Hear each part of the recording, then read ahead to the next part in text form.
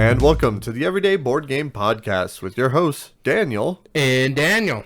Daniel, we were just having a lovely conversation just now, weren't we? Oh, yeah, no, I was showing you some stuff about Kickstarter, just waiting for people to get here in the chat and stuff like that. I do have to say, though, and I'm going to give it a shout-out right here in the podcast, too.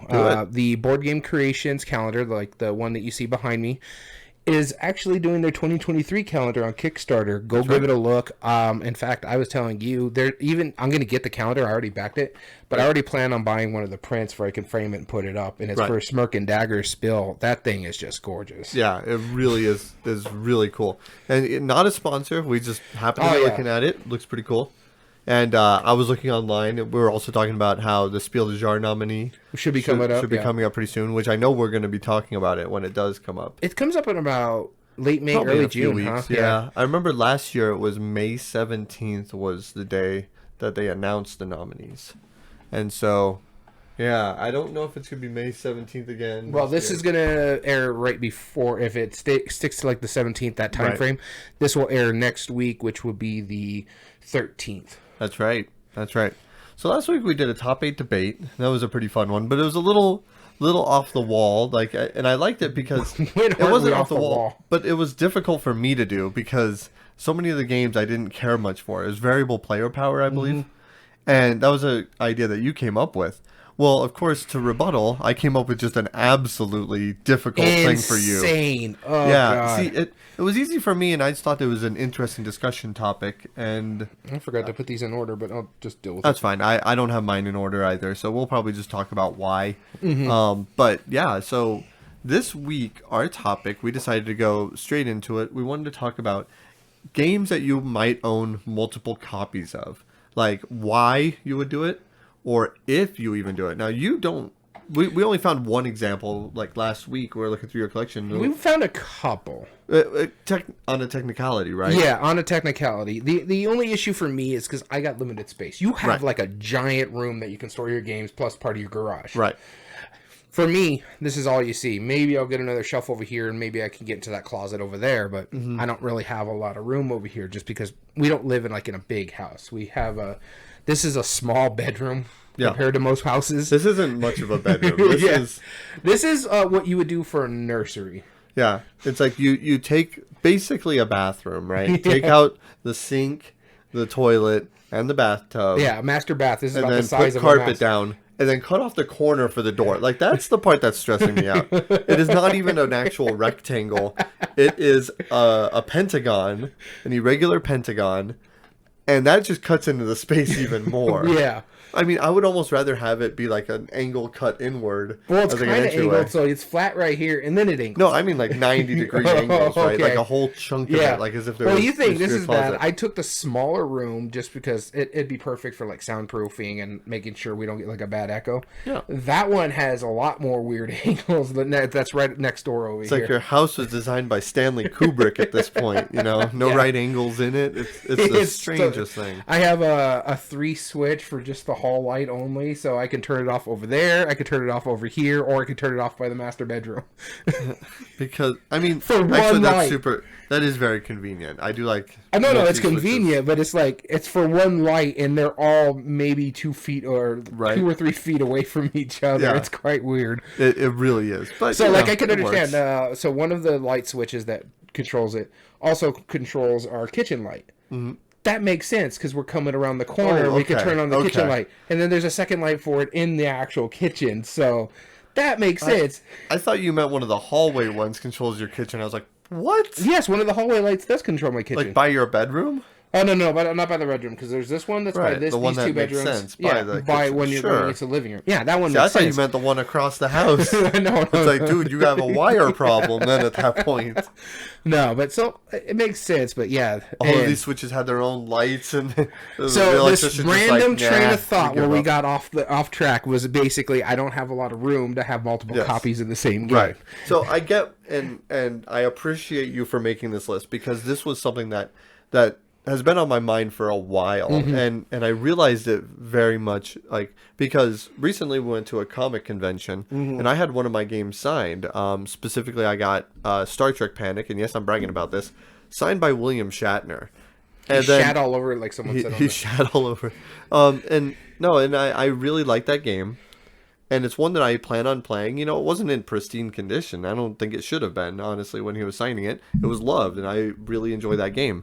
And now that it's signed, I'm afraid it's going to do what Firefly did, and it's just going to sit on the shelf and get dust. And I'm probably not going to play it hardly anymore. Now, granted, I didn't play it that often anyway, but still. Yeah, honestly, I haven't even played my copy of Star Trek Panic in a while. And, maybe we should play yours, so that way I don't have to get a second copy. But then I was thinking, it's like, if I wanted to play it, right, would I just take it off the shelf and then very calmly set aside William Shatner's signature? Or... Which was a pretty penny from what I saw in prices. Exactly. Or do I pay less than his signature and buy a new out-of-print copy and just play a new copy of it? And then that just got me thinking. It's what are different reasons why people would own more than one copy of the same game? And there's a lot of different reasons, and I'm curious to see what the people online said, because this list was very easy for me. I didn't put thought into it, and I came up with 8 examples right away. Well, and I think a big part of it, too, for you is that you also teach games, so it's good for you to have multiple copies of certain things. Right. This way, wear and tear is just a thing. Yeah, wear and tear, and then that I can teach you this one. Oh, you like what they're doing? I have another copy. Do you want to try it out? Right, exactly. But then oftentimes the store that I teach at will also have a demo copy. Yeah, exactly. And now I'm part of a couple demo programs, and I might be getting a duplicate copy of 1 or 2 games. So we'll see. I don't know yet, but that would be interesting if that ended up being the case. Oh, I do want to make mention of it because I probably we're not going to talk about what we've been playing with this specific game. Mm-hmm. I did get a copy of it for $4 because I bought another game to go with it. Okay, you'll have to tell me about that. So it's a Prospero Halloween game that we played. Oh, okay. I was like, we will be talking about that later. Oh, will we? Yep. Okay, I wasn't sure if you're going to bring that up. The one that we played recently, right? Yeah. Okay. I didn't know if you're going to bring it up or not, but I was I'm going to bring that up. I liked it enough, and it was cheap enough. Yeah, it's worth $4. And I was like, you know what? I know I'm going to make them lose money buying this, but I really want this game, so I bought both of them. Right. That's fair.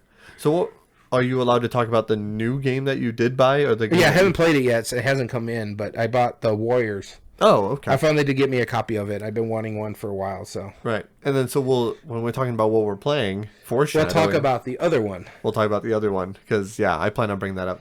Well, speaking of what we've been playing, Daniel, what have you been playing lately? I don't know. Let's find out the Coin of Doom. All right. Coin of Doom. You'll be starting just like we planned. Yeah. All right, so what have I been playing lately? I do have to make mention of this one. It's a Phil Walker Harding game. It's a flip and right game. Excuse me while I just turn away out of anger. In a game I got at Gamma. And this is Explorers. And I have to say, it's like a cross between Cartographers and, what is that other, Silver and Gold that Phil Walker Harding did. It is a great game. I had a really great time with it.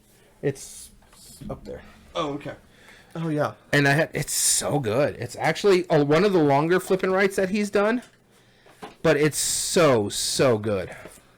And so what it is you're actually competing. You're all making the same map, and you're all competing, as he does show and tell, on a white background. Yeah, that is that. It's gonna get super washed out.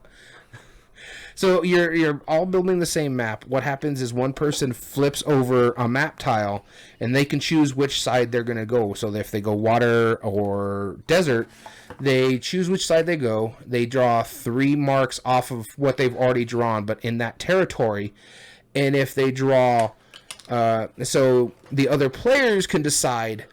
If they want to go desert, they can mark 2 parts off, but if they want to go for the opposite, so the water side, they can mark 3 off for the water. And so you're just trying to collect different resources, you're trying to collect keys to open treasures, or temples is what it's called in the game. You're also trying to get to scrolls, because that allows you to ignore one of the map tiles and mark off 4 of a territory of your choice. Oh, that's cool.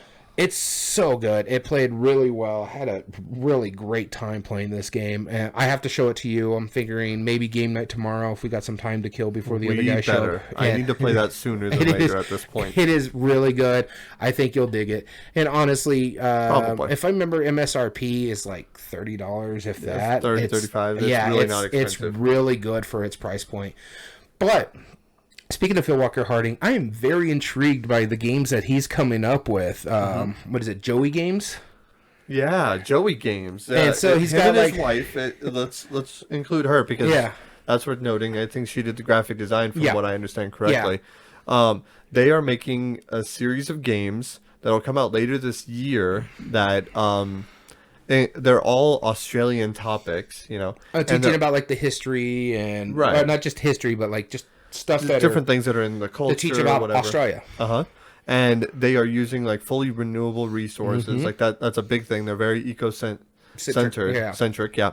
And which is awesome. Like I just barely found that out the other day, and I sent you the post for and then I saw it being talked about on Dice Tower. Yeah, exactly. And so that got me intrigued as to what three those are. We're huge Phil Walker Harding fans too. And yeah, we're definitely going to back it if it's on Kickstarter. Yeah, no, it's going to crowdfunding. I don't know if it's Kickstarter or GameFound, but they did say that's going to go to crowdfunding. Whichever one it is. Yeah, and I'm backing it hands down, no matter what. Getting all 3 games, even though I think one of them kind of doesn't intrigue me, the Scribble Tree one. Yeah, a little bit. I know which one you're talking about. It's okay. I mean, it looks fine. It looks fine, but I like Phil Walker Harding games. Even the game that I least like of his, I still glad I own, because it's not a bad game. You could just see it's like an early type prototype for him, or an earlier style game for him. Yeah, most certainly. But yeah, no. So Plane Explorers, that got me intrigued. Also, that the news about him starting up that company is getting me intrigued too. In fact, if he makes more, just based on Australia, that'd be intriguing, because I would like to get more stuff outside of, space and America and that sort of stuff. I want to learn more, get more cultural references for stuff. Right, absolutely. I always love it when games do that. They take that extra effort to really be educated. And granted, him and his wife are from Australia, so that makes sense. But other than Boomerang, I don't know of any games that are really set in Australia. Or because you get like a feudal Japan. It was Uluru, I think, and I think it was vague. Yeah, you got feudal Japan, you have like fantastical Japan, stuff like that, but you don't really have... Oh, you got games coming out of Japan, but you don't really get like historical context games coming out of Japan, or something that's good for their culture, meaningful in their culture. So I want to see more of that stuff. Give us more cultural games this way. I can learn about that culture and be intrigued and play a really good game. And honestly, it's a Phil Walker Harding game. I'm expecting it to be good. Yeah. Yeah, we have high expectations. We do. It's not going to be the best game ever, but are we going to enjoy it? More than likely. Yeah. All right. So the next game, the game I've been playing recently, I just bought a couple weeks ago. And I finally sat down and played it. And you, me, and a mutual friend of ours, Dom, played it. And that is called the Siege of Roondar. Oh my goodness! Now it's a Reiner Knizia game. It is a Reiner Knizia game. And now you and me have been talking how silly it is. I don't like themed games. Yeah. And that thing is pretty darn thematic. I will put it for the audience out there. It is a step up for Castle Panic. Yes, I completely agree. And in fact, I demonstrated it at our shop this last weekend. And one of the players was like, "This feels like the next level up from Castle Panic." And he said exactly that. And I was like, I was thinking so too. Absolutely. Because it is more or less a tower defense, right? It's made by Dr. Reiner Knizia. You are all dwarves in this area that found 20 massive gold nuggets. And all you got to do is try and escape with as much as you can. Yeah. And in order to do so, you have rubble that you have to dig through. Goblins you have to deal with to get out. And if you break through all of the 5 blocks before the game runs out or you lose, then you'll win, obviously. And so there's a lot that comes into it. It's almost a deck building game. I mean, it's more of a deck construction game where you have 12 cards in your deck and that's all you're ever going to have. When you upgrade cards, you have to remove one of your cards permanently from the game, which is fine because they all tend to be better, but you have to get the resources throughout the area, and inside that area, the castle, I guess, you have to go to the different spots and maneuver using your cards that you play. However, if there's orcs there, you can't take those. So you have to battle them either through melee or defeat them through actual combat. The dice make a lot of sense. There's 2 sides that are arrows. That'll be melee damage. And there's 4 other sides that have either 1, 2, or 3 little stars on it. And for every 2 stars you hit, that's 1 damage. And most monsters only take 1 damage to remove. Most. Now, that all makes sense, right? But every turn, or every 2 turns, you shuffle up your deck of 12 cards, you put 2 under the discard, and the other 10, you play with 2 hands of 5 each. Yeah. I haven't seen that anywhere else. No, it's intriguing. And the thing about it is, 2 of those cards activate the bad guys. Yes. And so you could, and we've seen it a couple times in our play, they could be underneath the thing, and so you have good moves for both your turns. Right, exactly, and it's fantastic when that happens. So that tells me that if you're on the very last card, it's not a guaranteed loss. Yeah. And in fact, I even saw that in the game that they were playing at the shop, is they got to the very last orc card, which as soon as you draw that, you're done, you lose. Yeah. But I looked at the guy's hand, and there was no orcs in it, so I was like, if you don't have an orc card, game's not over. Yeah. You know, and if he just happened to be really lucky, it might last for a few more turns, so he might have been able to pull that off. Yeah. The people who played it really loved it. I really enjoyed the mess out of it. I think liked it a lot. me, and Dom really enjoyed it on our play. Yeah. So much that I'd believe it if eventually you and him go get copies. I might get me a copy. I really enjoyed it. And it's not overly complicated. That's the big thing is Knizia games can be complicated. It's one of the most complicated of his games, but that's not saying much. And so, like I was telling you, this is probably my second favorite Knizia games, and that's saying something because I haven't played a lot of them, and I didn't like a lot of them. There's only 2 that I actually enjoy, and this may surpass the other one that I enjoy. Right. But it's just because I need to play the other one a little bit more, and that's Blue Moon City. Yeah. Or we need to keep making you play this one. Instead of like, you're not sure, or that one might drop for you. Yeah. No, this one might just build past. Yeah, so I really enjoyed that one. It was a really good one. Yeah. I was genuinely impressed with it. I can't suggest it more than enough. That's Siege of Roondar. Definitely go try that game. Yeah, check it out. Good. It's really good, and it's really great components too. Because like you use the box itself, and there's like a castle inside the box. Right. And it's the bottom tray. When things get activated, they're outside the box, and then they come into the box. And into the wall, into whatever room they're going, and then if they make it to the middle, they steal a gold. And then you as a dwarf, you can go up on a corner or on the rampart and shoot down, or you can even go outside the box and fight them over there. Right. It is, however, for a Knizia game, very lucky. Yeah, it's very lucky because it's dice driven. But there's a lot to consider too, like because there's about 5 ways to lose. Like if you run out of the orc deck, that's one thing that we said. If you run out of gold, that's another way to lose. However, there's also, every once in a while, a catapult will show up in front of one player, and if you don't deal with it by the time you get to their next turn, that you pull 1 of 5 cards that will permanently destroy like one of your upgrade spots. Yeah. If all of those are out, you're done. And then there's also mercenaries, which are one time you pay them 2 gold and they just destroy things, all like the bad things, help save you. But that's, if you use all 5 of those, you're halfway dead. Yeah, so you've lost 10 of your gold. Yeah, you've lost 10 of your gold. And you have to pay the gold out of your thing. It's not like you can do something else. No. Exactly. And then on top of that, you have a siege engine where if you don't deal with that, the same as the catapult, a troll will pop appears, up. And if you run out of trolls, you lose. So it's so smart. Yeah, I really like the way it works. I think it works great. It is lucky, yeah, but it's surprisingly thematic. So there is a little bit thing you have to learn about when you're playing for the game with the dice. Mm-hmm. For every melee attack, you need 2 stars to consider 1 hit. With if you're doing range, you only need 1 crossbow. Where there's like 1 crossbow. There's 2 on 2 each crossbow die. on each so die. 1/3. And so but that automatically counts as 1 damage no matter what. And then there's always 1 blank on the die, right? Nope, there's no blanks. No blanks, okay. Mm-hmm. But yeah, knowing when I was playing it, every time I meleeed, I rolled bows. Every time I tried to do range attacks, I rolled melee. Yep. So it's just like... But at the shop, I loved it. There was one guy who would go up there and he's like, all right, I'll put myself on the tower.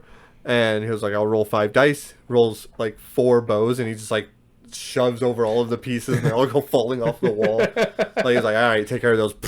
You know, it was so fun. It was like in our game with our friend Dom. He was just murder deathing everything. It's not that common that I sit down and watch part of other players playing a game. I did for that. Yeah, no, it was really just good. Entertaining. All right, so my second game that I played, and I had to like go look at my list because there's like a lot of games that I do want to talk about. Mm-hmm. So I'm just going to talk about the ones I really enjoy playing. Explorers was my first. The next one here is Seven Wonders Architect. Mm-hmm. You've been telling me to play this game. I bought a copy. I'm like, okay, yeah, no, I like Seven Wonders Duel. I'm not a big fan of Seven Wonders itself, but Seven Wonders Architect is the coup de grace for this series. This is by far one of the simplest. Setup's real easy because you put everything in their containers and then boom, you're ready. And it's very simple what you're doing. Your options are you can choose from deck on your left, or you can choose a card because they're face up on your left and right. You can choose a card from there, choose a card from the right, or you can choose one blind from the middle, unless you have the cat, and you can take a peek before you make your decisions. Oh, that's right. I forgot about that rule. Yeah. We did not play that last time I played it. Oh, well. And then whoever has the cat token at the end of the game also gets 2 points, I think it's what it is. Mm-hmm. So it is well done, and it's very simple. You want to be the first person to build your 5 things, because that triggers the end game. Yep, the 5 pieces of your wonder. 5 pieces of your wonder, and you have to build it from the floor, from the bottom up. And so one of the first ones, usually it's 2 different resources, and you can use gold resource as a wild resource. And so you're doing that, you build it, you get your points. Sometimes, though, when you flip something, it'll give your wonder ability. So mine was, I played, I think, the Olympus statue, so I could pull from my left and right cards and just put them in my deck, or in front of me in your display. Yeah, where mine was, and this wasn't the same game, but last time I played it, mine was when you build that, you immediately take a face-up card anywhere. Yeah. I think my wife was playing that one. Yeah. And then my friends, Angel and Maria, they were playing 2 other ones, and Maria, she kind of got screwed on the special powers because she was playing the pyramids. See, here's the thing. Like, say all you want. Yeah, there's no special power. It's no but special there's power. More points. Yeah, so, like, if you get to the top of your pyramid, it's like 6 points or something like that. Yeah, it's 7, I think. Yeah, it's ridiculous how much points are getting out of there. So, and then the thing is, even if you don't build your wonder, whoever has the most points at the end of the game wins. Right. So with her, even if she's got like 3 of her 5 pieces, because of how much those score, she still had a chance in the running. So it's very balanced, I think. Mind you, I only played 4 of the, I think it's like 8. 7 wonders. Is it 7 wonders in there? Oh yeah. 7 wonders. Yeah. Well, I'm sorry. It's called Seven Wonders Duel, and there's like 8 wonders. But that's not DUAL. That means 2. Duel means that you're dueling. Yeah, that's but why I'm it's just saying. duel. I couldn't remember. Sometimes I want more, so just give me more wonders. Right. But also it makes a really nice setup because the insert are just the pieces, so you just put everything in there, frame it nicely, and boom, done. Yeah. The setup is fantastic. Yeah. No, this makes up game your deck is a little bit. Yeah, no, this killed 7 Wonders for me. Absolutely. I will never touch 7 Wonders again. Right, agreed. I love 7 Wonders Duel for a 2-player action. I haven't played this at 2-player. I kind of want to do to see if there is a variation. I don't know what it is, but as soon as I saw like, an optional 2-player variation, I'm like, nah, I'm all right. Yeah, because I have 7 Wonders Duel. We played it with 3, and 3 is fine. But yeah, I played it with 4 and had a great time with it. Honestly, I would play it with the full contingent, which is 4, right? Or no, it can hold 7. 7. You can play all 7. Of them. Yeah. Yep. And I think it would be great. It'd be a little hectic because it's just a long table, and so we played it at 7 at the shop the very first time I played it, and it was maybe a 30-minute game, and that was with 3 people who have never played any of the 7 wonders. Yeah, so no, I don't. Like I said, I don't think the time variance will be that bad because it's just your turn is choose a card. If you build something, you have to immediately build your wonder. Yes. If you get a science, you pull the science. If you get 2 of 1 copy or 3 different sciences, you pull that. And then you get a special power throughout the rest of the game or just points. And if you get military and the last one flips, you go into attack. Oh, look, military's done. You keep your shields that don't have the horns on them. Yeah. It's real simple. It plays so quickly. We got a 4-player game done in like 15 minutes. Actually, it took us 45 minutes because we had to take a quick break because my buddy had to go get our lunch and then come back. That makes sense. You know what probably my favorite part about that game is? What is that? Is that every player has their own deck of cards, which is kind of catered to their own wonder to give them an advantage. Like, so Colossus of Rhodes is a perfect example. His ability gives you more attack power, right? That are permanent. The farther up you build up. But a lot of the cards in his deck is the same military, thing. It's military. And so the cards that you have to choose from, so you put your deck on the left or right, whichever one, it doesn't really matter. I think your deck has to go on your left side and share with your left neighbor. Right. And their deck, or your neighbor on your right goes to the left. So even if nothing good comes up in your neighbors, which it may or may not, right? Yeah. Then your deck is still kind of catered to yours. Yeah, and it would be good for me. Or if I don't like what's going over there, you could still draw from the blind. Just draw a random, right? Yeah. It's such a smart game. Yeah. It's probably now one of my favorite Bowsers. It is my favorite Bowser. I do like Hanabi Seven Wonders Duel. I really like Seven Wonders Duel. Yeah. But like, if I play more games of this, I can see it easily. All I ask is that if you're going to support this, give me more Wonders, please. Right. Because you've given us a lot in all the regular Seven Wonders with all their expansions. Give us more. I couldn't believe it if they did like the 7 Modern Wonders. That'd be cool. Yeah. 7 Wonders, great choice, by the way. Because I completely agree. Because I played it recently as well. And I'm glad you talked about it so I didn't have to. The next game that I wanted to talk about was a game that you, me, and... no, I'm sorry, you did not play it. I played it with my friend Jim and another one of our friends, Katie. Okay, yeah. And this game is the passive-aggressive game of cohabitation. Oh, God, Decorum. No. And I think we need to talk about this. Yeah, because, you can talk about it all you want. I'm not going to play this game. No, and nor am I going to try to make you. Because, so, the idea is it's a very funny premise. Like, all the players are... roommates in this house, and you are trying to decorate it in a way that suits your wants, but it is a cooperative game, so you want to solve this puzzle where all players get everything that they want to out of the cards or out of the tokens that are on the board, right? So after each player, either all you do on your turn is either you remove a pawn or remove a piece, put down a piece, trade it out for one that's like either the same type or the same color. Yeah. Or, I'm sorry, same type really, because it can't go in that spot if it's the same color. Or, I think you can just pass, like, and not do much of anything.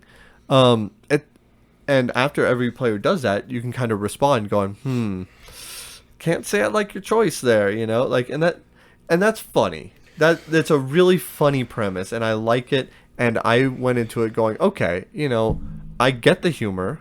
Mm-hmm. I understand, the passive-aggressive, nature of it, because that's funny. Yeah. And I was fairly looking forward to it. And we, as a group, me and my friends, we all agreed. It's like, yeah, this sounds silly. Let's try it, right? Mm-hmm.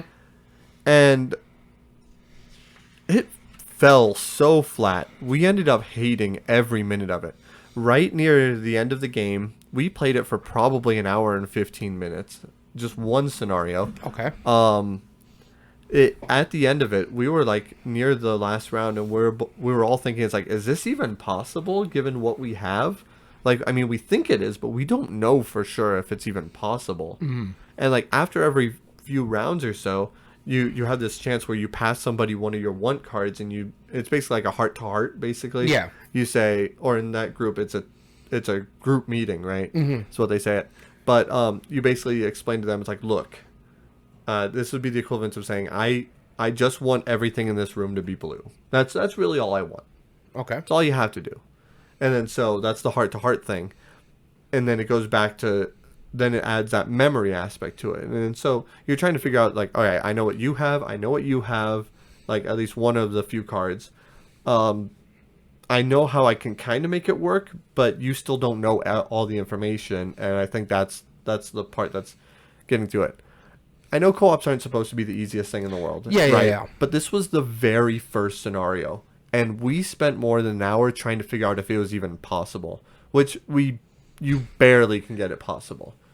We hated every second of it. The first 5 minutes were funny. So you say we, it's all three players. All three of us all just unanimously agreed this was awful. Okay. And that's rare. Like, normally one of us will be like, it wasn't that bad. And the rest are like, no, it's pretty bad. No, we all just like, we put the box away, and we're like, we're never playing this again. Mm-hmm. Because, so Here, problem number one. First off, if you're living with a roommate, why can't you tell them why you don't want that? That doesn't make sense. Yeah.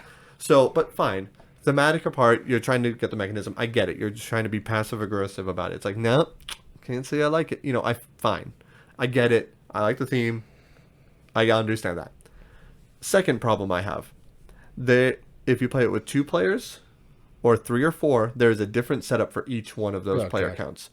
Now, there's like 20 scenarios for 2-player games, which makes me almost wonder if it was just made for 2-player originally. Yeah. But then there are a set of like 12 more envelopes that are just for 3 or 4-player. Okay, so we played a 3-player one. With that, it gives you all the components for the 4th player. And on the back of it, third problem is that you have to choose from the colors available. There was red, green, yellow, and blue.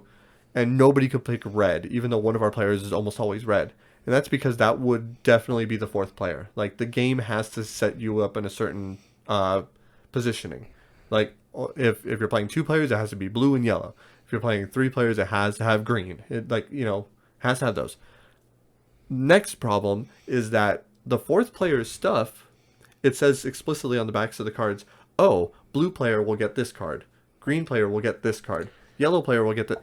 And it's adding all of these extra steps on top of it just to account for the player count. Yeah. Now, granted, I didn't know much about it. I was reading the rules as we were playing, and I know that kind of bums them out in the first place. But we hit it going pretty optimistically. We thought it was going to be okay. Yeah. And it fell so flat, and it's very rare that we would get that upset after a game that it immediately went to my trade pile. I was like, I'm not keeping this game. This was awful. Yeah. And I'm really, really kind of annoyed by it. Well, it's funny because... Which frustrates me because that was from Floodgate Games. Mm-hmm. And Floodgate Games, ever since Sagrada, Sagrada was a great game. Yeah. It seems like they've been getting worse and worse. Except for Kites, which we've talked about, and I can't wait to get Kites. We want that one. But yeah, every game that they follow up with it that I've played just seems to get less fun. Yeah. Well, when they were describing it at Gamma when we were there, I told you flat out, no. Right. Even when they gave us the copy and we were trying to divvy out who's getting what, and you looked at me like, you want this? No, you take it. I'm not. No. Well, see, and I don't blame you. Like that theme will not appeal to some people, but it does to me.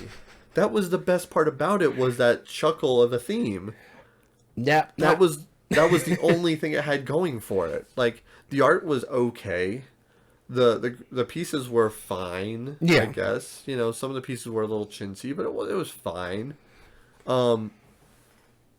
Decent components, but it's just the game sucked. Yeah. I'm sorry to say, I did not have fun. Maybe we played it wrong. That very well could be. It could be. I'm gonna wait to see what other reviewers say, and I'll watch a review. I think Dice Tower did a live play of it, so probably. I haven't checked it out, so I'll see what they say. But yeah, I didn't really care for it when they were described to me, and so I've gotten to the point where I know if I'm gonna like something or not. So every now and then I'm surprised. Most of the time, every now and then I'm surprised, and I won't admit it. But when I saw that, I'm like, nope, I don't care much for that passive aggressiveness. And same thing. Like, I don't think it, like, the humor in it the game outstays its welcome. Mm-hmm. It's frustrating to set up. It's not a good puzzle there's a lot of games where, like, restricted communication is good. It's fine. Yeah, and it's fun. But that's not one of them. No. Yeah. So let's move on to a game that is actually fun. Oh, okay. Please. One game that I fell in love with after the first play. I actually bought it on sale. Mm-hmm. Thought, okay, I'll check this out because I got it highly recommended from you and our mutual friend Dom, and so actually was able to pick it up from Game Nerds, not sponsored, but they had a great deal of the day, so I picked it up. Okay. Loved it so much, I got expansions for it, and I just upgraded the bits. They just shipped out today from Board Game Geek, and it's a wonderful world. Yeah. And so, speaking of Seven Wonders, when we said Seven Wonders Architect... It's a Seven Wonderful world. Seven Wonders Architect kills Seven Wonders. This one also kills Seven Wonders, just because what it does for drafting is just as simple as Seven Wonders. But Seven Wonders is not making it out alive today. No. This is an amazing game. I had a really good time playing it. I was very happy I did the one card that I could have done, even though it made no sense for me to do it because I was playing a totally different empire instead of finance, but it was the only card of this in the deck. Right. And I wanted to build this. And so I did. I lost miserably. Yeah. And I already know what I could do. But you won in your own right. Yeah, and I know what to do, play better next time, but usually when I play games, even new games, I like to be like the Chaos variant. I don't go for the more streamlined things. I want to see what works and what doesn't. And I had a great time playing this. It's real simple. You get 7 cards. You draft 1. You pass it to your left or right, depending on which round it is. The next set of cards you get, you'll have 6 now. You pick 1 and just keep moving it until you have 7 cards. Yep. Once you got your 7 cards, you put them out in front of you and you decide which ones you're going to try to build and which ones you're going to throw away, basically to get recycle, or they call it recycle. This way you can get resources for it. Once a card is built, when you go into income phase, it's giving you those resources. When you go into income phase, if you produce the most of something, you get a bonus. If not, you just get your resources. And I thought this game was just smart, really good. Love the theme on it. And it's just like post-apocalyptic, new empires are coming up. It's fine. It's not really like post-apocalyptic. Yeah, the theme is pretty. It's most drafting games. More like theme. Future industrial. Yeah, it's just like there was a great collapse, a great war, and new empires have been built up, and so you're just trying to be the best of the new empires and stuff like that. Right. Yeah, sure. You could put any real thing. You could put a space theme on this and it'd still be fine. But I loved it. I had a great time with it. I bought the expansions, the upgraded bits. If they put this on Kickstarter again, I'll probably back it. Yep. So, yeah, it was a great one for me. So, if you back it again, does that mean that you'll own multiple copies of the same game? No, because I'll probably get rid of the one I already have. Temporarily. But yeah, no, I had, and the main reason I want to back it is because I want all the cool stuff that our mutual friend has, because he had like little boxes that store like the bowls and the pieces in there so they don't fall out of place. Yeah. But super unnecessary, but really good quality. Yeah, and so like the expansions gave me some really cool stuff. So like that player board that he has, that's like the hard that you can use a dry erase for, came in one of the expansions. Yeah. Yeah, excuse me. I got 2 new extra races, empires that you can mix into the big game without using the new cards and stuff like that. So that helps. But yeah, no, it's a phenomenal game. I highly recommend it for people to try it, especially if you like drafting games. Right. It's a wonderful world. Very cool. So the next game that I wanted to talk about was one that you talked about earlier that you said... Alluded to, yeah. It is a game that I also bought for only $4. We have Amazon Prime, and on Amazon it's selling for $4. So I'm, any retail stores. I mean, if there's a store locally that you can find pick it up from, go buy it there instead. Really Amazon doesn't need your money. Yeah. But $4, we don't sell it at our local store, and I haven't seen it anywhere in the stores here. Yeah. Yeah, and so it's called Yacht Rock. Now, from Prospero first off, I don't like Yacht Rock. I like rock. I've never been on a yacht. I've been on a glass bottom boat. That's almost a yacht. I like Beach Boys quite a bit, but Beach Boys is surf rock. Yacht Rock and surf rock are different things. Not a fan of like what Jimmy Buffett, is that what it is? Yeah. He's kind of like the well-known one. Margaritaville. Yeah. Okay, fine. Whatever. Theme aside, I do like music games. And there's not a lot of good ones either. And there's not a lot of good ones. So the idea of this game is that you and all the other players are part of a yacht rock band, and you score points in a couple different ways. First off, you can sing duets with people, so you can get cards that have different styles of music, and you can sing songs and create singles and sell the yacht rock. Makes sense, right? And I'll explain more about that here in a minute. And then the other one is you can get different styles of clothing and show up to parties and get points that way. And so, I guess, right? Yeah. Sure, why not? It's fine. It's a drafting game where there's 5 different piles around a record, actually, that holds a lot of the cards. When you choose one of the 5 piles, you pick up all the cards that are in the pile, and then you deal 3 cards to refill. One on that one, the empty space that you just put, and one on each to the left and right side of that. Yeah. So piles will start building up, and you're supposed to see all the cards. That's kind of a cool drafting mechanism. I like it. Simple. You can only have one of each type of clothing, which makes sense. You know, like you're not going to show up in a party with like two pairs of sunglasses. Shirts, yeah, that's weird. Well, maybe you've had like an undershirt, right, and then the Hawaiian shirt like over it unbuttoned. Yeah, but it's not Yacht Rock. That's true. It's not as Yacht Rock. In fact, the shirts even had stuff like that, but it was they were in the picture. Right, exactly. And so there's a couple different colors like lavender, purple. That's my biggest problem with that they weren't easily distinguishable. No. That was one problem that you and I had. I was able to tell that they were different. Yeah. I couldn't tell you what colors. And right? the big part of it too is because of the point system. So okay, what is this? And then some of them were like dual colors too. Right. So when you show up to a party, what happens is the party kind of gives you an idea of like what might score, but you don't know that for sure. Yeah, and it's got all the cards have 3 ways of scoring. It only shows you 2. Right. It only shows you 2. So one might be, you're gonna get 1 point for every article with a certain color, and the other one might be, you're trying to score for variety, or you get 3 points for one of the other color, something like that. Or you might be trying to go for points of, you get 4 points if you have like a pair of sunglasses, right? And what's cool is at the end of the round, when everyone's taking 3 turns, you take a guitar pick of your color, which is pretty cool component. You put it on one of the 2 parties that you're going to, and then only those players reveal. So out of a multiplayer game, we played at 3. I think it would still work pretty well with 4 or 5 even. You go to that party and you score points based on that. But the other way you score points by making songs, this is what I liked a lot.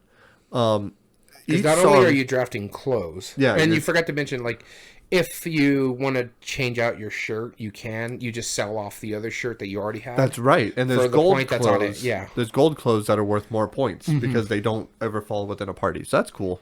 But the one way that I really like is that each song that it has names on it. It's like a sprinkler under the palm tree or whatever. Like, you can tell that they're made up. Palm tree. Yeah, my own personal palm tree. You can tell that they're definitely on theme, but they're spoofing it at the same time. I like that. But each one might need 3 things. So you might need a palm tree, flamingos making a heart, and a guitar, right? Yeah. If you have all 3, you make the single. You get a singles token, which is another way to get points through the parties. And then you get 8 points flat. Done. However, if you want to go in a duet, like let's say you and I want to make a song, we only each need 1 piece. We each get 3 points, but then we each get a singles token, which are little vinyl record tokens. And what's also neat about it too is like when you're putting the cards out for like the drafting part of it, you only use so much of the deck. The rest of the stuff is put to the side until the next round because it all gets reshuffled and stuff like that. So it's nice because you hold on stuff for the next rounds too. So I was able to make like a couple by myself because I was holding stuff in the next round. Yeah, and you jumped ahead because of that. And there was some wheeling and dealing done, too. It's like, hey, anybody want to go in on this with me? Nah, you have too many singles tokens. We're good. And it's just kind of silly. It's a quick game. Played, 20 minutes? Yeah. It wasn't bad at all. Honestly, I was aiming to play it so I could decide immediately if I wanted to get rid of it or not. Because I wasn't expecting much. But I know you like Prospero Hall, and I could convince you to play it because it is a Prospero Hall. And we've been surprised before. And I actually kind of liked it a lot. I'm going to keep it for a while. I liked it. I bought it, bought my own copy. And the thing about it, too, is that it's something good filler. It only took about 20 minutes, if that. And that's because we were reading the rules. Right. A funny, silly theme. We played it while we were waiting for our friend. It didn't take long at all. Quick to be finished. 20 minutes, maybe. We played it real fast. Enjoyed it. Had a couple chuckles on the way, and good fun. That's really all you want in a simple game like that. Definitely worth the $4. Yeah, no, I agree. Yeah, Yacht Rock by Funko Games. Is it Funko? Funko Games made it. All right, so moving on to my last game and my number 1 game that I played, and I do want to get a quick shout out. I did try another game. I bought it and tried it that you recommended, Trekking the National Parks. Oh, great. Okay. Great game. But actually, on this list that I've talked about, this would probably be at like the back end. This is like an honorable mention because my number 1 game I've really enjoyed that we played recently is Ark Nova. I knew you were going to bring this up. Oh, yeah. So It was a bit of a bear to learn. Once we kind of figured it out, it started going. And like I said, I want to pull it out again one of these days for us to play 4-player again, now that we kind of know how to play it. Right. And see how it goes. The scoring in it is a little weird to me because it's like one track has to pass the other track. I already forgot what the scoring was. So one track has to cross the other track, and if it's a positive, the highest positive wins the game. If you're in a negative, you're base. Yeah. But although you were a jerk at the end there, you're like, and you were one of the negatives. Yeah. You wanted to know. Our poor friend, the Game Head Geek, had negative 37 points, and that's what you put in the app. You didn't put 0. You put negative 37. Because it always says whoever has the highest positive score wins the game. Right. It doesn't say anything about keeping the negative score. It's just whoever has the positive high score wins. Mind you, I was negative 7 or 17. I can't remember exactly. I was negative 11, so I knew it was in that range. Yeah. But he was negative. He was halfway across the board. Yeah. So, but he was even telling me because I had to work with him on Monday. And we were talking about it on our drive, and he was like, I hate you because I've done nothing but think about Ark Nova and how I can play it better. And so, yeah, it was that good of a game, was where you're sitting there thinking, what could I do to make my score better, or what could I do to play better? Mm-hmm. And I think it was a good game. I had a great time with it. I know some people have like issues with like the take that cards in it. They weren't that mean. They're fine. Really. Yeah, they're not that mean. But I had a really good time playing with it, and I was like, I really wanted to get this to the table again because it was that fun. I get why it's getting the praise. I do too. Yeah, I did very much enjoy it. There was a lot of really fun parts. However, I am going to side with our friend Ithri for a minute because he sent me a message a few weeks ago saying how he had played it and how he was really just like honestly astonished by how much icons, how much text, how much was going on just any card in the game. You could pick a random card and you're like, wow, that's more rules than most games. Luckily enough for me, because of that, because I've played Terraforming Mars, I kind of had the gist of how this works. Sure. One side is the cost. Mm-hmm. The other side is basically the tags. Mm-hmm. Basically, like because you need certain tags for certain things. And then the bottom card is what you get rewarded for. Right. Yeah, no, it all makes sense. Yeah, it's just, and it makes sense to me too. Yeah. But I love how he sent me a picture. It was like, seriously, this is just one card, and there was no fewer than 12 icons on that card alone. I get the frustration with that. It is super icon heavy. If we debate it in the future, which I'm sure we will, and it's going to be one of the detractors. That will be a detractor because it is. But with that being set aside, I mean, I'm biased. I won the game and pretty handily. 5-10. No, well, yeah. No, it was like 12 or something. Yeah. I jumped way ahead at that end. At the very end, yeah. Yeah, and I don't think either of you guys saw it, but I was pretty far back, and then in one turn, I jumped like halfway across the board. And it's not like he jumped like on the score like the appeal side. It was more on the... I jumped on the harder side. Yeah. The easier side. The appeals got the smaller jumps. Because for the longest time, I was only on the tickets. Yeah, and I was further back than anybody. Yeah. And I'm sure like at one point you were looking at me like no, I knew what I'm you were running doing. Away with it. Yeah, you kind of saw it's like I saw where things were going, and then I saw where you were moving here. I'm like, oh god, because this is the easier one to jump on because they're wider.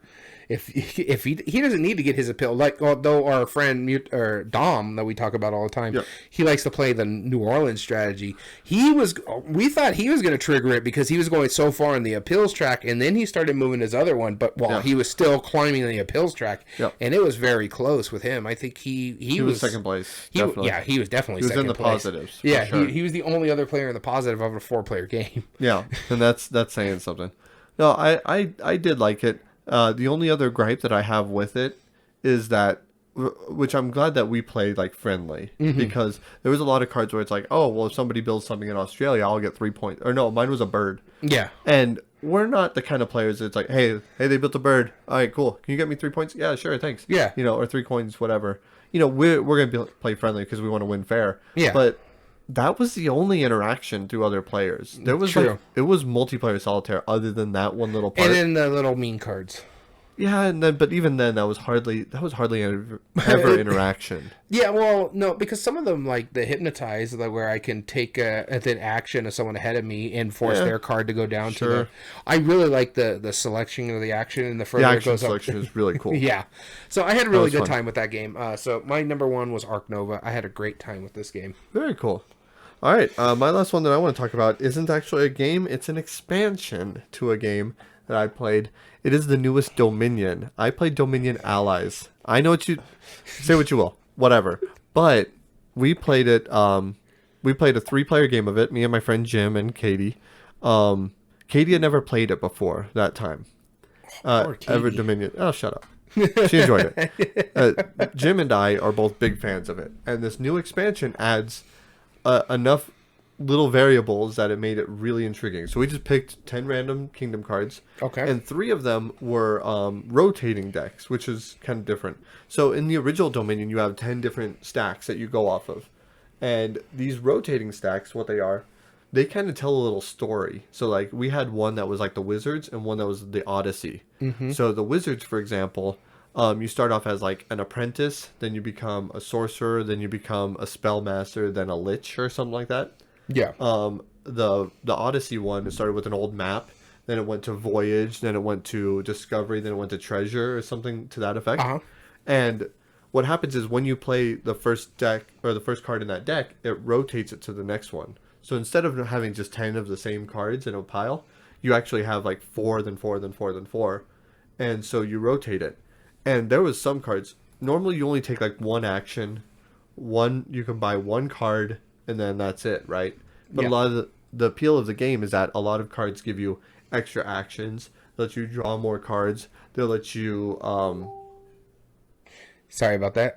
They'll let you draw more cards. They'll let you take more actions. They'll let you buy more things. And that's part of it, is just setting up those combos, right? Mm-hmm. The Lich card immediately says that on your turn, this is like the most advanced wizard one that you can get. You immediately draw 6 cards and you get 2 more actions. Okay. But then you have to skip your next turn. Which is hilarious. So basically you just jump ahead and time travel a full turn ahead. That was awesome. And then there was some cards called favor cards, where there's different ones that let you get favor tokens. Yeah. That you can trade in, and it's a communal ability that anyone could take as long as they had the favor tokens. And this one that we had, you like draw the top 3 cards, and you can put them back in any order or discard them.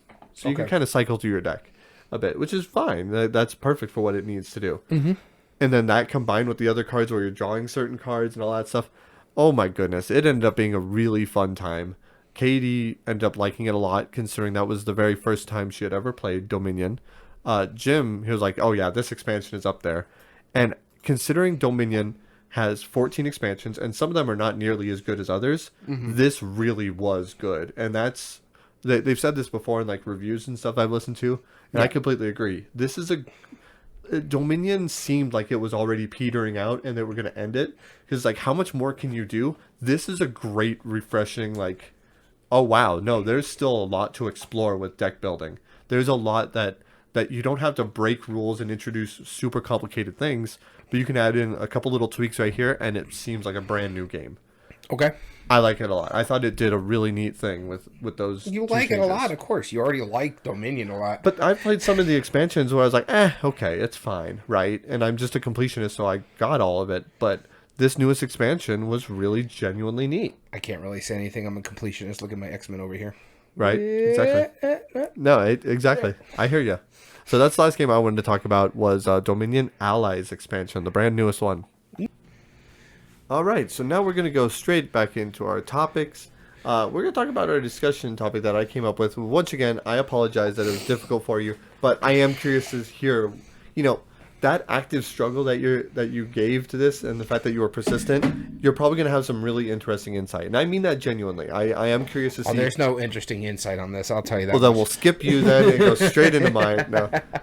No, I am curious to see like what games you put and why, and I feel like there is going to be some crossover at least for the reasoning, but maybe not the game. Yeah. So let's see if this is. So our first example, number 8. Drop my coin. Yep, I dropped it into the cuff of my pants. All right, you'll be starting us off. All right, so the first game I'm going to talk about, and so the way I went about this is I just tried to think about why and what. Oh yeah, let's pause. Let's talk about our viewers first. That's right. How egocentric of us. We have not even talked about the people who answered on the Board Game Revolution forum, who responded just within the last 2 hours. Yeah, I accidentally forgot to put the post this morning. Right. I was running a little late to work. Yeah, no problem. So Krista was the first one to comment, and she said, "I suppose the only way I would do this, or I would, is if the retail copy and maybe upgraded to a deluxe or something. I've never done this, but I'm considering it with Radlands. Then again, I'll probably give away my other copy if I get the deluxe," which makes sense. Yeah. So it's very intriguing with this list because, again, not a lot of people want to keep multiple copies of a certain game just because. Right. And there's a lot of reasons not to own it multiple copies. That's why I think it's so strange to think about why would you? Yeah.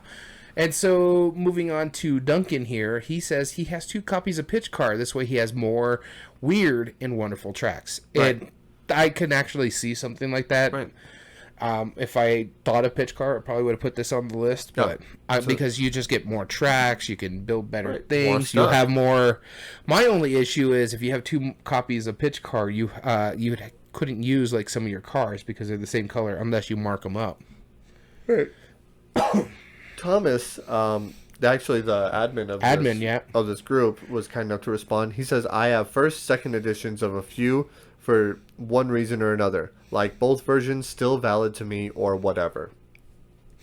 Not committal, but we appreciate the response. Terry says, "Personally, I own a couple copies of On Tour and Llama. I own a couple copies of each just because I like being able to play with more than whatever the player count in the box says with a few of my games. In this case, On Tour, I can play with 8 at any given time, and all of them can have their own dry erase boards instead of just 4 having them and the other 4 having to use a print and play version of needing to hold the game themselves." Speaking of which, they just announced more On Tour. Paris and New York, I think is what it's called. Also, I've purchased multiple copies of other games such as Llama, Jaipur, Wizard, Quicks, King Domino, Take 5, Dizzle, Orchid, and a 9-card solitaire game. Royals, Point Salad, Hell Doc Mau Mau, to give friends of mine who aren't really gamers but like to play games every now and then. I will like to point out Orchard, a 9-player solitaire game, can play 2 players if you have a second copy. And I didn't realize that because that was a game our friend Ithri actually showed me and bought me a copy. He was kind enough to do that because I've been getting into solo games lately. Yeah. And he was kind enough to do that for me. So, and I actually really quite like it. Eric said maybe 2 copies of a limited print game you really like. I have 2 copies of a couple games, Love Letter, and we didn't playtest this at all. That we take camping so that my main copy doesn't get dirty or damaged. I have a couple copies of Diplomacy. Why? One is an early edition and the other newer. We used to use the second copy for planning and the other first for the official game state. That's really intense. Yeah, that is metagaming. Yeah, that's brilliant. Everybody says you could. Everybody has to play Diplomacy once, but we give each other enough crud. I don't need to lose my friendships over a game. We played Game of Thrones, so therefore we played Diplomacy. Yeah. Anthony says, I have a certain games where I have a travel copy and a collection copy, Carcassonne, Hero Realms, Cartographers, etc. The travel copies are stripped down to the bare essentials and packed in a storage cage from Michael's. When we go see family, take the kids on picnics, or just hang out, or on our back deck, I use travel games. Makes sense, yeah. Yeah, no, that makes a lot of sense. Abdul says some games require 2 sets to combine to play with more players. For example, Command and Colors Epic Variation attached is an example of a 6-player session of Memoir 44, which is massive. Yeah, he sent us a picture on here. If you want to go see it, go to the Board Game Revolution group and look for this chat. But yeah, wow. Yeah, that makes sense too, but I would not have expected it otherwise. Isaac said, my family knows I like board games, and they try to get me presents for the holidays. I end up with 4 copies of Ticket to Ride because they hear it's a good game from the Target employees. They're not wrong. Yeah. Graham says, lifelong ADD. No joke. I wrote about this elsewhere, but ADD involves a dysfunction of short-term memory. So if there is a game that I really want to get, I've been known to purchase it and then purchase it again. Sometimes I'll purchase it from one place and while I'm waiting for it to arrive, I'll order it from another place. Sometimes I'll buy something and stick it in the trunk of my car for a few months and then think it's lost and purchase it again. I've done some variation of that at least 5 times. Note that I've also bought replacement copies, new editions of one game, Cosmic Encounters, because I played it until the box was more masking tape than cardboard, and just about every part of it had been worn down from use, but mostly it's been due to ADD. On a related note, I've lost several Kindles due to ADD related mishaps, like putting it on top of my car while I remove groceries, then get back in my car for another errand, forgetting it was there. I like bringing my Kindle just about everywhere.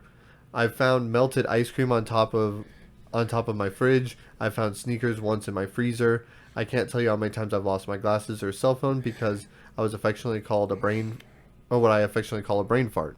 Sometimes it really sucks, but most people don't tell you about ADD is that it actually comes with a superpower called hyperfocus. It made me really good computer programmer, systems analysis. First off, Graham, thank you so much for that really insightful comment. That was awesome of you to share that, and I appreciate that you take it kindly. It's something that some people could struggle with, and you look at it from a very optimistic standpoint. And by the way, the version of Cosmic Encounter that he has, that shows how loved that game is. Game is, yeah. That's amazing. It's more cardboard or more masking tape. Yeah. Bravo to you, Graham. We love that post. Thank you for that. All right, and the last post here is Nicholas. I do have 3 versions of Flux, but there's a reason for my madness. One is my complete out-of-print regular show deck. One is my complete out-of-print Adventure Time deck. And the chemistry one is, in memory of my dad, he would have gone crazy over it. Yep. And both of us understand that a lot. Absolutely. A little too well. Yeah. Nicholas, thank you for sharing that as well. Awesome. Cool. Now let's talk and get into ours, starting with me. Right. So the first game on my list here, and so the way I have this ordered out is there is actually stuff that I have multiple copies of. Mm-hmm. And it's just more so because of theme. Yeah. So the first one I'm going to start with is Legendary Encounters. Okay. And so I'm trying to break it into categories, reasoning why I have multiple copies of a certain game. And it's just a lot of it has to do with the theming. So Legendary Encounters itself, I have both the Alien and the Predators. Yeah. I've thought about Firefly. I like the Encounter series more so than the regular Legendary because I like how things are coming in blind. You have to use resources to open them up and see what's coming out before they get into the thing to attack you. I like the fact that you can interchange them and you play as Predators and make a co-op game competitive by trying to be the best trophy hunter Predator when you're trying to fight the aliens. Right. And so this is one of the few games I do have multiple copies of, and it's just because they have a different theme on it. They play exactly the same. They do the exact same things. The only difference is the cards that you're getting and the cards that you can start with. And so that's my first game. We'll talk about others that are just kind of the same theme for different reasons. Mm-hmm. And when we get further up in the list, things are going to change a little. Cool. The first one I want to talk about is the only example of a reason why I would own multiple games that I haven't yet done. So the other 7 I've actually done, and I'll explain which games specifically those are.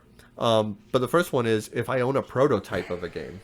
Now, there are a few games that I know that are coming out that I own prototypes for, and so eventually I will be. And the example I have, a good friend of mine invented a game called Cobble, and it's been in development for quite some time, and I am very much looking forward to when it finally gets released. And she made me my original copy, one of the few that exist, and I love that game. I adore it. I can't wait to get an actual copy because I gladly will, and I'm not going to get rid of my original one because she drew on the box art for me. So there's no way I'm getting rid of that, and I'll probably only play the new one after that comes out. That's an example of why I would own more than one game is if I had a prototype of it. Okay. Sounds good. All right. My next one. Sure. I'll lead off on this next one. My next one that I wanted to talk about is the examples that I have would be any legacy game if I own multiple copies, but more so roll and writes. And that's if the game is consumable.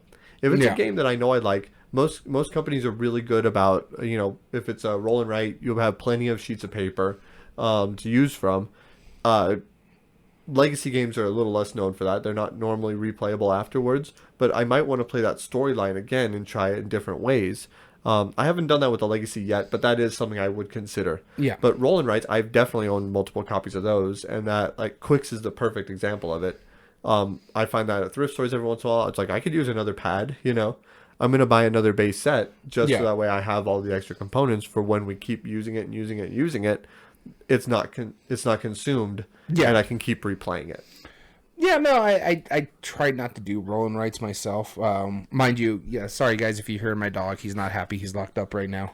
Right. Just a heads up. But yeah, I tried to like do something outside the box here and not talk about roll and rights because in all honesty, I'm trying to... if it's consumable, I'm trying to protect it, laminate it. Laminate, there we go. I couldn't think of that word, but laminate them. This way I can just keep using it with the stuff. So my next game on my list is another one that I have multiple copies of. This is one of the examples we talked about when we were doing this list, and this is Marvel United, X-Men United. I do have both base games, Marvel United and X-Men United. All the expansions you see above me are for X-Men United only. But I like the fact that they're interchangeable, and that's another reason why I may do this is just because the interchangeability. I'd mentioned it about Legends, Legendary Encounter with I can use the Predators inside the Alien deck and Trophy Hunt. Same thing with this one. I can get Captain America to fight Magneto and just make it really feel like a comic book game. And so I really enjoy this one, have a great time with it, and so.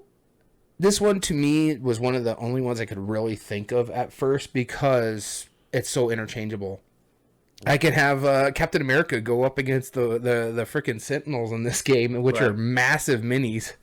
So, yeah. They really are. X-Men Marvel United was my next pick. Okay. All right. Our next pick's number 6. I'll be starting us off. The next one is kind of a weird one that I don't think many people do, but I do this fairly often, but I don't think many people do.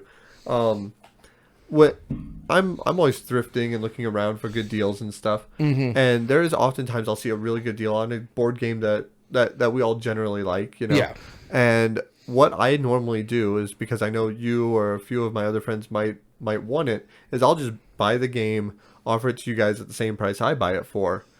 Now, and you guys get a good deal, and I snagged it up before anybody else did, so you guys can still get it, right? Not trying to turn a profit or anything, but I buy it for my friends in case you guys don't have it. Yeah. But there is instances where everyone does have it, and I didn't know that. And so right now the pick is Ice Cool. Yeah. I own 2 base copies of that. Now, I like Ice Cool a lot. I'm the only one that doesn't own it, but I don't really want a copy. Exactly, which is fair. And so I always figured that, if you guys don't like it, then I still got it for a good deal. I can trade it in, maybe get something else for like store credit. And now the other dog is guarding the house. Right, exactly. It's right outside my window right here. That's right. But so that's one of the reasons why I would own multiple base sets, whether I want to expend on or expect to keep them or not, is because I buy them for my friends. And if you guys have them, then cool, no harm, no foul. I'll trade them in. But currently, that means that I sit on multiple copies from time to time. And that is my number 6. As I am filling in and talking. No, I'm listening. I know you're listening. I'm trying to get my wife to get them in the house. No, that's fine. That's fine.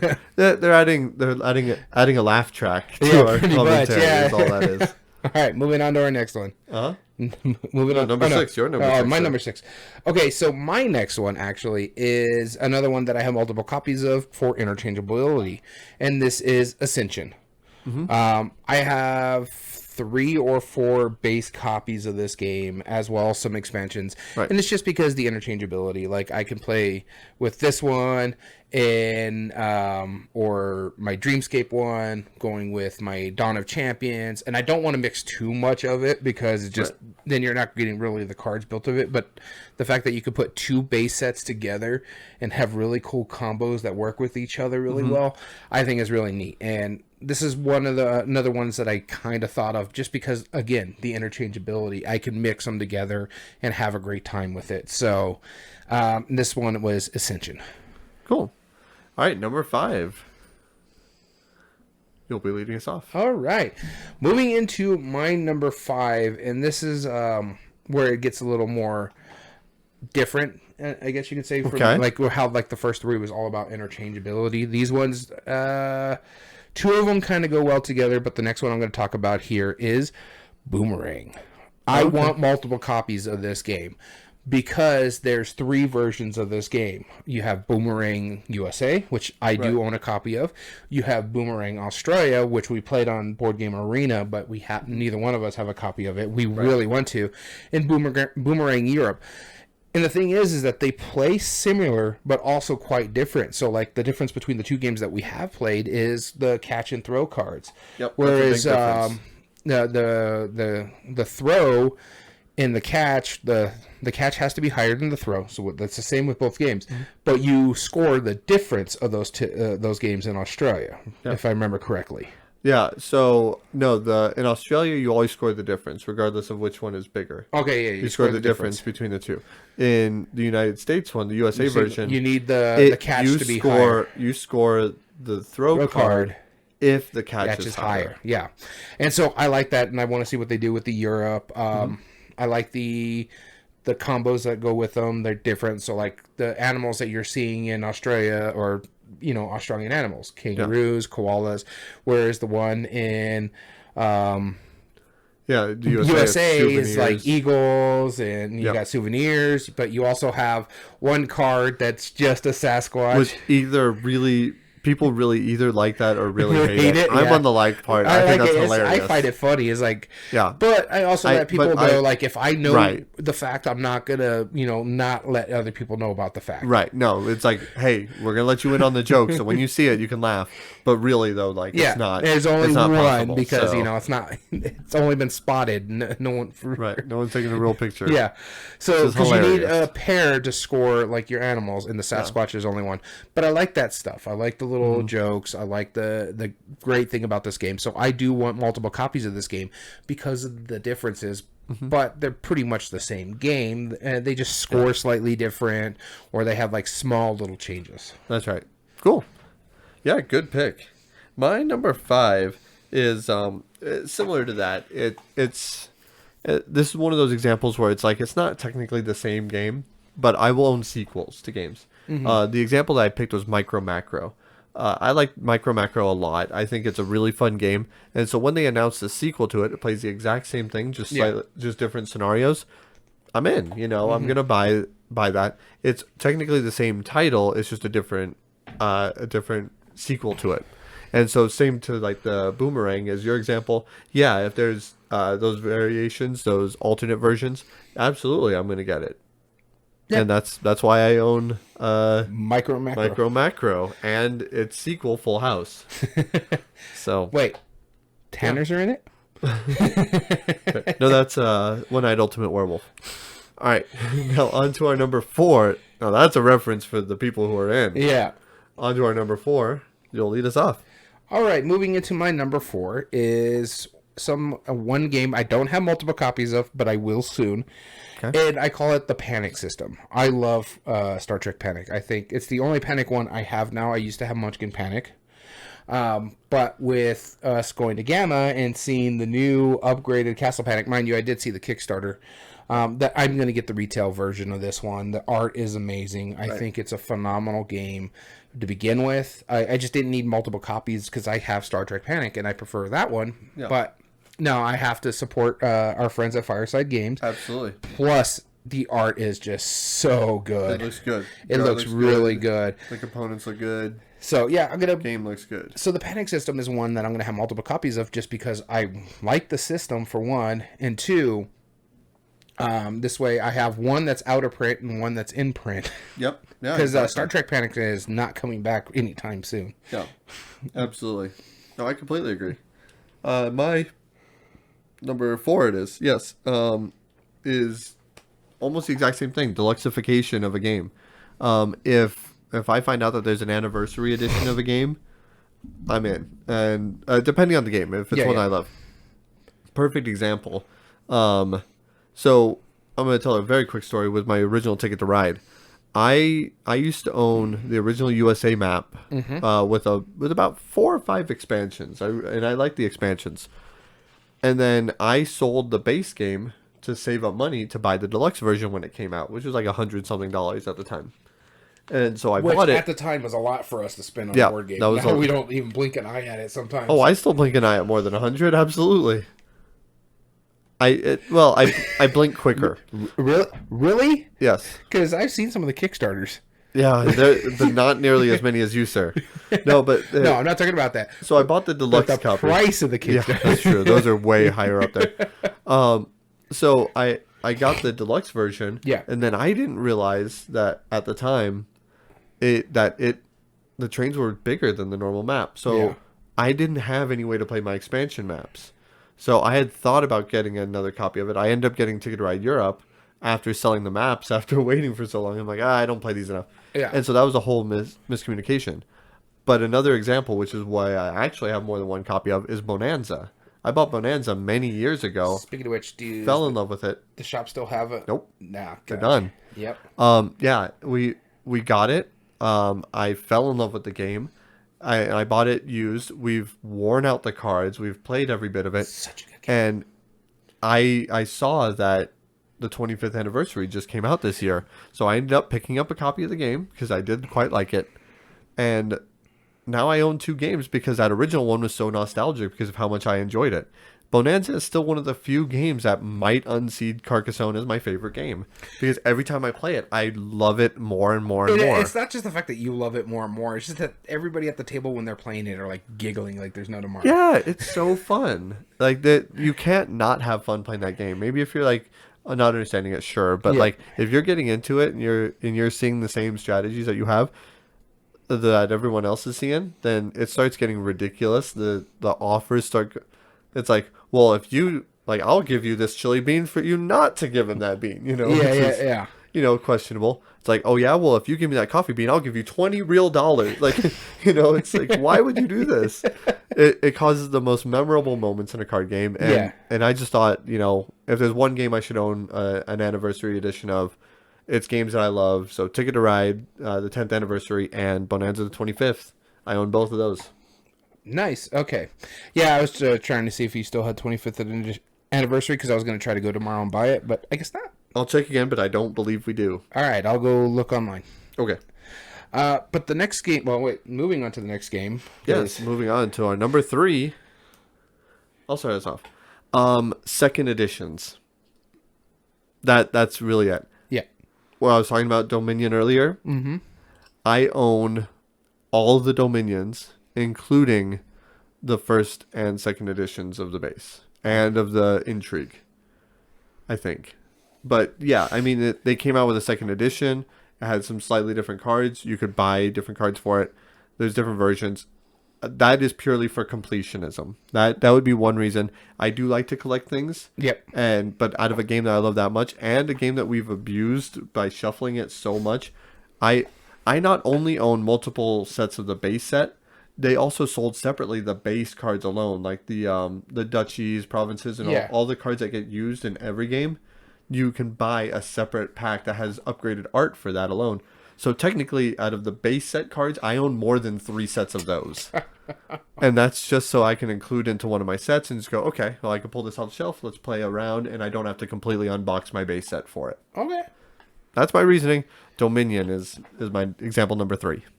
All right, so for my example number 3 is going along with my example number 4, where this one is multiple base, the same game that play slightly different or have different things. And this one for me personally is Horrified. Yeah. So I have multiple copies of this. I have both versions of it. I have American Monsters and the Universal Monsters. And I love both of them. I think they're good games. I have a little issues with the American Monsters just because there's some typos on there and other issues. Now, we did talk to them at Gamma. Those are already fixed. They're out of the game, so anytime you buy them, they're fixed. Yep. So, but yeah, I really enjoy it. I like the fact of the American Monsters. You got cryptids. I really enjoy cryptid lore and stuff like that, like Sasquatch and every one of the creatures play completely different than anyone in the Universal Monster movies ones. But I also want to keep my Universal Monster movies because I'm a huge fan of the Universal Monsters. I own all those movies. I have a great time playing it. And so it just depends on, people's flavor of choice. Which one do you want to play? Do you want to play Frankenstein and Dracula, or do you want to go after the Chupacabra? So it gives me options to teach new gamers or to teach games to friends that like games, and they're like, oh, we're not really into like the Frankenstein stuff, so how about this one? And because this is a phenomenal game, if they make a European monster one, I'll probably get a copy of that as well, just where I can get more cryptids and stuff for it. So I think Horrified, great game. That's my number 3. Good trilogy, yeah. Or it could be a good trilogy if it is a trilogy. My number 2. Wait, you're gonna flip the coin? Oh, that's right. We need to figure this out.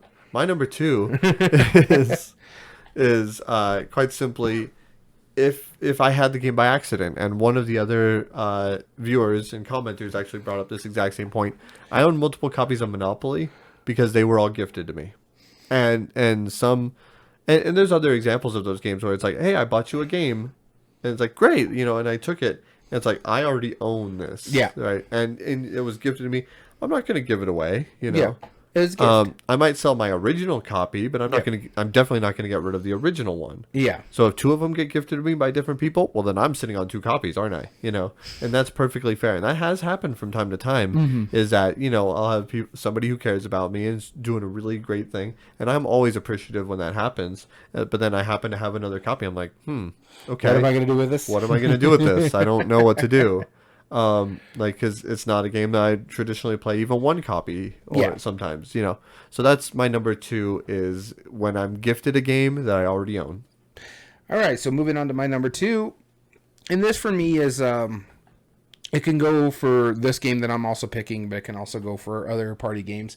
And this is just where it's different base copies that have different things. And for me, the pick is Time's Up. Okay. So you get like your normal Time's Up, but you can also kind of standalone expansion where you can get like the 90s, and Geek Out is another one that can go fit in this category, or Telestration's another one that does it too, where you get like the 90s nostalgia, or more modern TV shows, or like Time's Up Extreme, where we're talking about like extreme sports or stuff like that. So you get like all these random things out there, but they're all base games that can be played on their own, or you can add it to what you already own. And so for me, this is another one that I would have multiple copies of, because it just enhances the game. And for like regular Time's Up, there's reference in there like the B-52s. My wife's not too familiar with that kind of music, like older music. So she's not really going to get like Love Shack. So how do you like make sure you get that in there in the game? But she's a big fan of Game of Thrones, and so if you can get Game of Thrones in there and your thing is Hodor, she's going to get that much more easier than say something like Love Shack or Well, wasn't Ned Stark the lead singer of the B-52s? I'm pretty sure. No. But yeah, so something like that. The Red Woman was in there too. Or Geek Out. So I'm just going to ignore him now. So something like Geek Out works for this. Time's Up. Like party games that give you something for like a nostalgia pack, or more modern references for like younger audiences and stuff like that. So, and then the same thing could go for like codenames, because you have like the Disney codenames, the Marvel codenames. So party games that give you standalone expansions. Yeah. Good deal. All right, and our number 1, you're going to be leading us off. And my number 1 was actually the first game that came to my mind to have multiple copies of. One, I do have multiple copies of this game, or series of games. And there is multiple versions of this game. And I went this more so for trying to get people into the hobby that likes these certain themes. And I call this the Rising games. So Thanos Rising, Dark Side Rising. Mind you, can only get that in Europe, so you'd have to import it here to America. But they also have a SpongeBob version. They have a Harry Potter version. They have a Batman version. So pick your poison. I have 2 copies of this. I have no problem getting like the Harry Potter or Dark Death Eaters Rising, I think that's what it's called. Because if I'm teaching a game, or I'm taking it to like when we used to have International Tabletop Day, I can take multiple versions of this. Oh, you like Star Wars? Let me show you this one. Oh, you like Harry Potter? Here's this one. Right. You're big into MCU. You're in a comic shop. Here, let me show you Thanos Rising, or the Batman Who Laughed, or some version of it. Batman Rising? It's not Batman Rising. It's it's based off of Batman Who Laughed. Yeah. or something like that. I can't remember exactly how the comic goes, but it is the Batman, and it's based off that series. It's a little darker than the rest of them. But again, like if you want to play with younger audiences, SpongeBob. Yeah. Exactly. So there's different versions of this. And so this is my one to get new gamers into hobbies and teaching a fairly hard game, but not like super. It's a co-op. So, and like I think the Death Eaters Rising and the SpongeBob Rising tend to be geared more for younger audiences, a little easier than the other Risings. But it's just dice throwing. You know who these characters are. You know how to really work it once you get a couple turns into it. And so this one is one of the games I would teach to people who like certain comics. Yeah, that's a good example. Here you go. Here's your Coin of Doom. Thank you. My last one is the only game that I know of that I personally own at least more than 4 copies of the same game. Possibly 5 or more. Depends. And I know I will likely get more copies of this game. The game is Carcassonne. You know it's my favorite. But let me explain why I have multiple copies. First off, I own the Wheel of Fortune expansion. I have the base, I have the Wheel of Fortune expansion, which is a standalone expansion. So it goes back into like if they make like a sequel or something, I'll probably get that as well. I also own, I do own at least 5 copies of it. I also own the 20th anniversary edition. So that goes into the special edition, right? I own an additional copy of the base set because this is one of those games like how one of our viewers brought up Pitch Car. Carcassonne, you could just play and add more tiles, and it actually does change the experience. It makes it longer, but if you're enjoying yourself, it's fine, right? And then I've actually built my own custom version of the game. So, and that's because I wanted to make like a more realistic, like a 3D thing, and making balsa wood and clay and like modeling like terrain and stuff. Yeah. And I put them on big tiles and stuff. So that is at least 5 copies of the base game alone. Not to mention Hunters and Gatherers. Hunters and Gatherers. I have a few other variations as well. Yeah. And like the kids version, my first Carcassonne. Star Wars. I would gladly get Star Wars, yeah. And, if I ever got a chance to buy the card game, I'd buy the card game too, right? Yeah. I do genuinely like all of the games that it comes out with, and it's came out with a second edition as well. So there's a lot of different reasons to own Carcassonne, and of course it's my favorite game, and that makes it obvious. There's also not reasons to not own it. Well, but that's I think all of those reasons, everything that I talked about so far, Carcassonne does. And therefore, that's why I own so many copies of Carcassonne, plus my custom copy. Yeah. And the reason I said I might own even more than that is because I've seen 3D printable versions of Carcassonne, and I think that's really interesting. I'm also intrigued with laser cut versions. The newest edition, I think, is like the 3rd edition that is coming out with the new art. Yeah, well, they made another expansion, and I think it's an expandalone, but it includes cooperative. It's like the Ghosts of Carcassonne. No, they're actually making a new version of Carcassonne with new art.